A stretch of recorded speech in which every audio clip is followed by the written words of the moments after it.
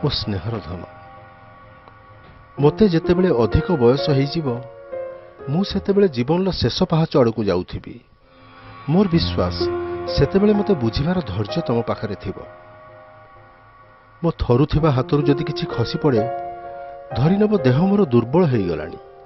ଯଦି କାହାକୁ ଚିହ୍ନିବାରେ କୌଣସି କଥା ମନେ ପକାଇବାରେ ଅସୁବିଧା ହେବ ଭାବିନେବ ଦେଖିବା ଶକ୍ତି ମନେ ରଖିବା ଶକ୍ତି ମୋର କମି ଆସିଲାଣି। ସେତେବେଳେ ମୋ ଉପରେ ବିରକ୍ତ ହେବନି।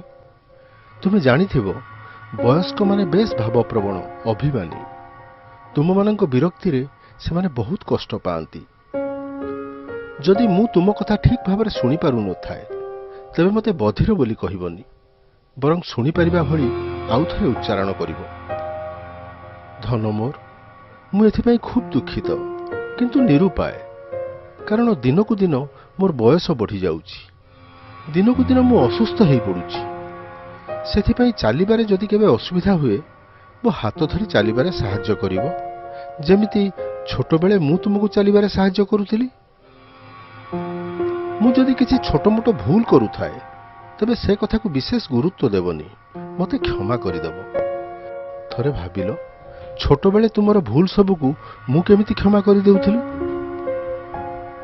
ତୁମ ପାଖରେ ସମୟ ଥିଲେ ମୋ ସହ ଟିକେ କଥା ହେବ, କାହିଁକି ନା ମୋ ସହ କଥା ହେବାକୁ ଏବେ କାହା ପାଖରେ ସମୟ ନାହିଁ, ଯେଉଁଥିପାଇଁ ମୋତେ ଖୁବ୍ ଏକା ଏକା ଲାଗୁଛି।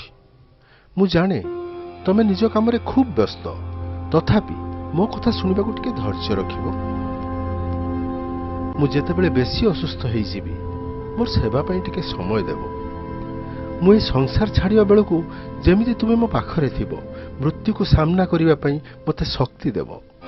ମୋ ସ୍ନେହର ଧନ, ମୁଁ ଯେତେବେଳେ ସୃଷ୍ଟିକର୍ତ୍ତାଙ୍କୁ ଭେଟିବି ନିଶ୍ଚୟ ତାଙ୍କଠାରୁ ତୁମ ପାଇଁ ସୁଖ ଶାନ୍ତି ମାଗିବି। ମୋ ହୃଦୟର ଆଶୀର୍ବାଦ ସବୁବେଳେ ତୁମରି ପାଇଁ।